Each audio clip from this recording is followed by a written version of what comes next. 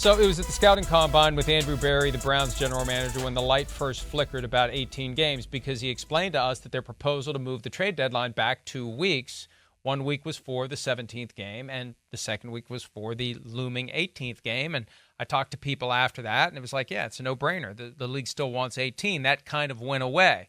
Then the commissioner's on with Pat McAfee on Friday, and we're talking openly about 18 regular season games and 2 preseason games. Yesterday, Mark Maskey of the Washington Post reported that it could come even before the expiration of the current labor deal. I mean, the time to do it is when you're negotiating a new labor deal, because the NFL says, hey, we want 18 games or else we're going to lock you out. And we'll do it. And we'll shut down the sport for a full year, and you won't. You'll cry uncle, like they did in 2020 to go to 17. Well, now they may try to do something even before that. Within the next 12 to 18 months, the union is expecting a push by the NFL to try to get them to agree to an 18th regular season game. Yeah, I mean, shocker, right? I mean, you called this. I mean, damn, everybody knew this was going. We knew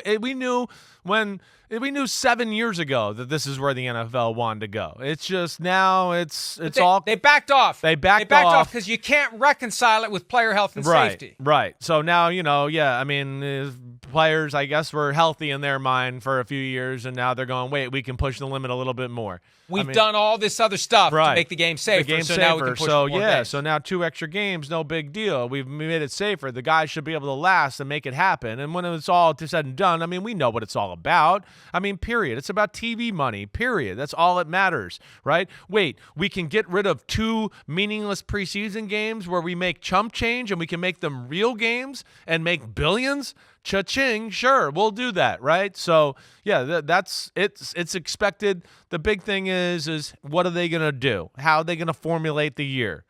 Do they get another bye week now as a part of this, right?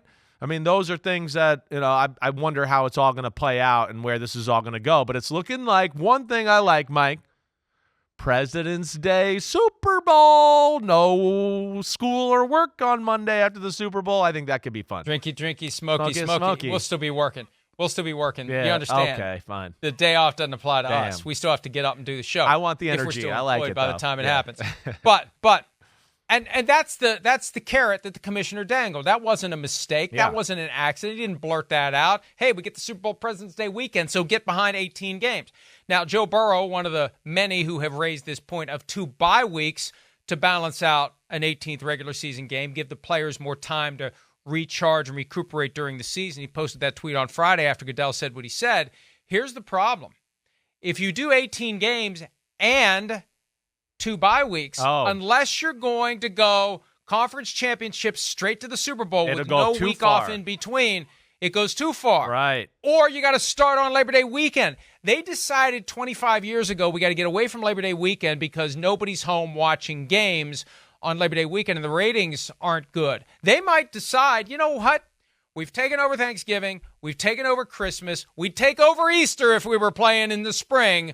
We'll take over Labor Day weekend, too. They'll watch the games wherever they are. You know what? If you're at the barbecue, you know where you're going to watch the game? You're going to watch it right there. So the world's different than it was 25 years ago when they shied away from Labor Day.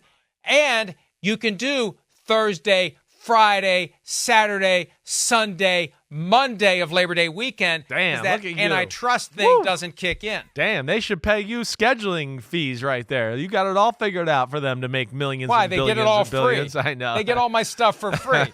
They never thank me for the good stuff. They just like to complain about the stuff they disagree with. What a shock. Hi, it's Mike Florio. Thanks for watching PFT on YouTube. Hit subscribe for the latest news and analysis from Pro Football Talk.